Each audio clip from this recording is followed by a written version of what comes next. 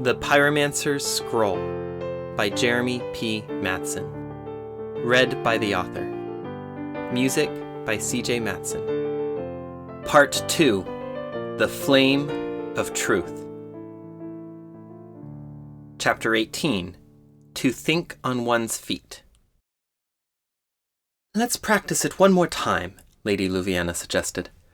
"Which part?" said Adara. "The initial proposition." The two of them were waiting in the throne room, moments away from a crucial negotiation.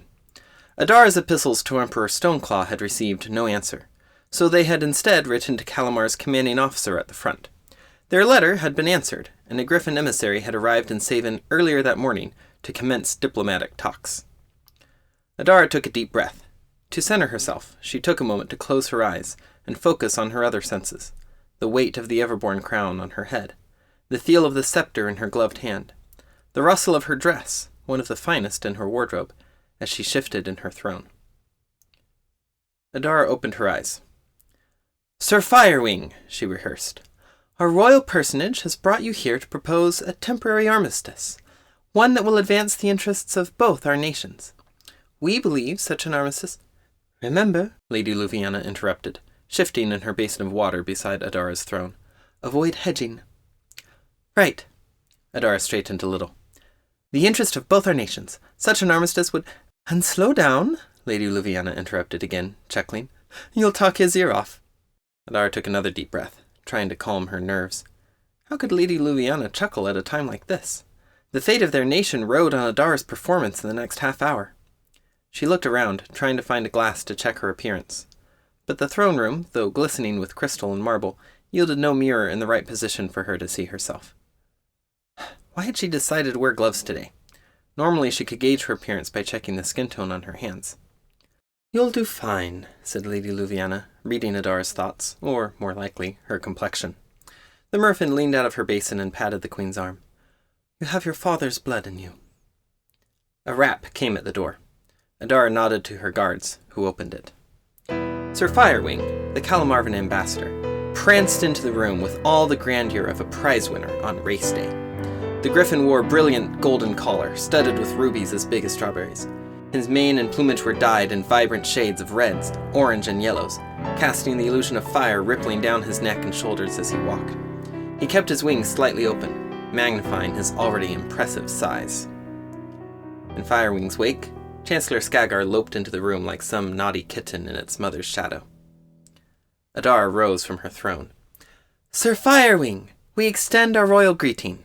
She curtsied, regally. To her surprise, the griffin didn't respond with a deep bow that the occasion merited. Instead, he stood straight, holding her gaze for a second as she straightened.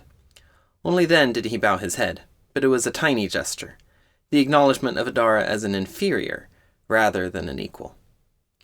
"Salutations to Her Majesty, Queen Everborn of Alandria," the griffin announced. His next words boomed around the throne room. "Enemy of the eternal empire of Calamar." The phrase, with its implicit antagonism, hung in the air. Adara fought for words in the wake of the griffin's wholly unexpected greeting. Her insides squirmed. She had not rehearsed any scenario like this. She had to reestablish an equal playing field, somehow. "Sir Firewing, we express our thanks in your willingness to come to this parley." "Calamar does not parley with thieves and treaty breakers," Sir Firewing stated. Adara stole a glance at Louviana, dropping her voice to a whisper. "Thieves?" "Haber," Louviana replied out of the corner of her mouth. Right. Adara remembered that in the years before the war, Calamar had repeatedly claimed that Alandria had been withholding the precious commodity. Adara cleared her throat. We have already sworn on past occasions that there was no duplicity in our nation's dealings with your merchants." Amusement played in Sir Firewing's eyes. "You have, Your Majesty?" Adara was at a loss for a second. Then, realizing her mistake, she backtracked. "Such was sworn by Your Majesty's regents, acting in our name and with our royal authorization." "Get back on track," Louviana whispered. "But in any event," Adara continued, trying to ignore the shaking in her legs, "our royal personage has brought you here to to propose a temporary armistice that No one has brought me here, Sir Firewing interrupted. I came of my own choice, with one purpose, to issue an ultimatum. This was not going anywhere near what Adara had planned. She swallowed. An ultimatum? Surrender, Sir Firewing declared. Surrender to the vast military might of the eternal empire of Kalamar. Surrender to our hosts, numbering in the hundreds of thousands. Surrender to our brilliant strategic masterminds, who have won dozens of victories so far. Surrender to our superiority in technology, mancery, and weaponry. In the face of your most assured defeat. In the face of your capital burning to the ground. In the face of your people enslaved at the point of the sword. Surrender. A stunned silence filled the throne room. Sir Firewing stood dominant, his wings spread, a fierce light in his eyes. Adara looked to Lady Luviana, then to Skagar. Both displayed a mix of shock and anger on their faces, but neither said anything. All eyes were on Adara. Only she, as Elandria's queen, could answer such a challenge. Her heart pounded in her chest as she raced through her tutelage. What response did this warrant? If this were a public challenge, meant to dismay her people or her allies, she should rebuff the challenge with a show of strength. But doing that here would only bring the negotiations to a close before they could begin. But could they even begin? Sir Firewing showed no intention of discussing the possibility of an armistice. Then why had he come? He must know they would never accept his call to surrender. Sir Firewing shifted his stance. The movement snapped Adara back to the moment. How long had she been silent? She had to say something, but what? Adara's mind was still devoid of a response. Adara closed her eyes and ran her thumb over the head of the Everborn scepter. Her father's scepter. Her scepter. She would make no headway with Firewing until she understood him and saw him as a friend. But he had shown he was not interested in friendship. He had openly mocked her authority and threatened her people with death and slavery. Volthorn's warning in their last council of war came to mind. Until we smash them in battle, they will be unwilling to negotiate. She opened her eyes. Sir Firewing, your ultimatum is premature, she said, trying her best to not make it sound like a gasp. She refilled her lungs. You underestimate our ability to defend our people. The armies of Elandria are strong, brave, and skilled. We will yet meet your hosts in battle, and then we shall see the truth of your words. Sir Firewing lifted his beak, again holding eye contact with Adara. There was a haughty look in his eye, a knowing look. That day may be closer than you think, he said. Then he turned away. I shall return on the morrow to hear if your answer has changed. His words carried an implication. Adara's mind raced, thinking through the timing. Kalamar's army was encamped a little more than 200 miles away. For a griffin, traveling that distance would take 6 to 8 hours of flying. Sir Firewing had arrived well before noon, meaning he had left early that morning. He obviously knew that something was afoot, that a battle between the two armies was imminent. No word of such battle had yet arrived through Elandria's own messengers. Yet, Firewing was confident that such news would arrive by tomorrow. Which meant the Kalamarvan army had to have spent the night positioning itself for a battle. A surprise battle. A battle that, by now, was probably well underway. Earlier that morning.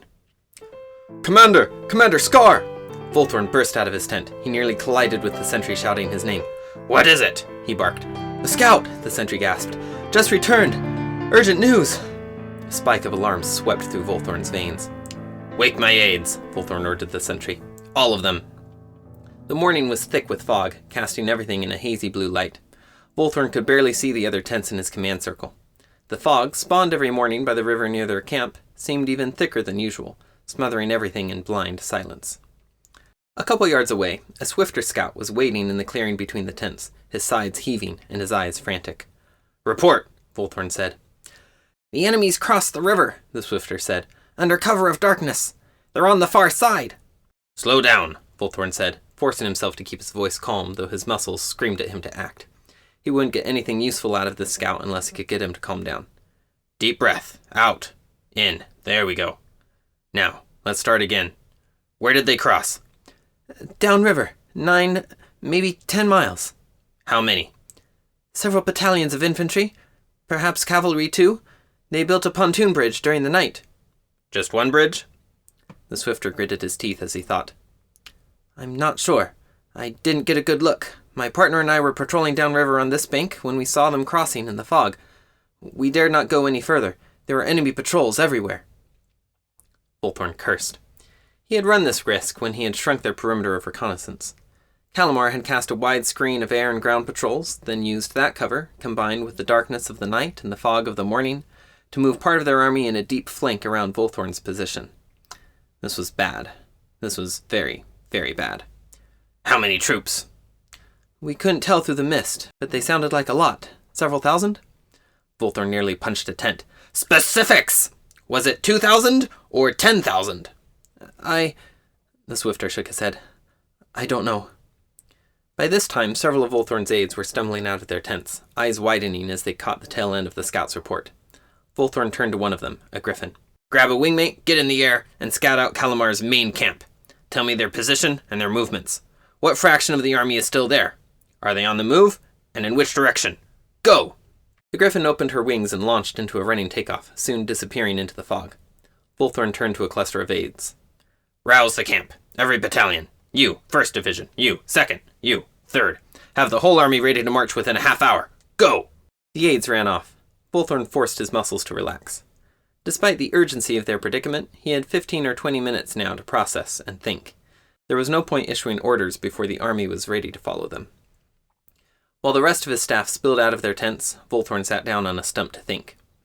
Panic and alarm swirled within him, but he clamped the emotions down, forcing his mind to think through the situation with pure logic. Calamar's plan was obvious and brilliant. They had taken advantage of Volthorn's reduced perimeter to entrap him. Under cover of night, they had marched part of their army around him to the south. Now, with a hastily erected pontoon bridge, they were crossing to the east bank of the river to get behind Volthorn's army, where it was camped on the west bank, guarding a major ford. But how many were in the flanking force? That was the million-shekel question. We have 3 options, Volthorn thought out loud, more for his own sake than for his staff's. Option 1. We retreat across the ford to the east bank, to the same side as their flanking force. That force will arrive to block our crossing within 2 hours or less. We could only get maybe a third of our army, 8,000 troops, across by then. If their flanking force numbers less than that, we could break out quickly and survive. But any more than that, and they'll trap us against the river, while their main force hits the rest of our army from this side. Like a hammer and an anvil, his brother Kelzern said. A very wet anvil, Volthorn agreed. Option 2. We stay on this side of the river, deploy part of our army to hold the ford at our rear, and prepare the rest of our force to face their main army, hitting us from the west. But the outcome is still the same. We'd be trapped, with our backs to the river. A very wet river, Trazar said. Option 3, Volthorn said, pointedly ignoring the comment this time. We march north. This would allow us to dodge the trap entirely. But we would lose the war. They would claim the ford, march across, then make a beeline for Savin and take it before we could catch up to them. Volthorn's aides and officers looked at him, each face a collage of fear and concentration. Outside their ring of tents, the camp was coming alive with shouts as 26,000 troops readied for battle. What do we do? Said Kelzern. None of the 3 options would work. Each was exactly what Calamar's generals expected Volthorn to do. Each would lose him the battle or the war. An alternative popped into his head. He studied it out, thinking through its contours. It would be daring. It would be risky. But war was all about risk. Do you trust me? Volthorn asked. Each head in the circle nodded. A grim smile slowly spread across Volthorn's face. Then we do option 4. We attack.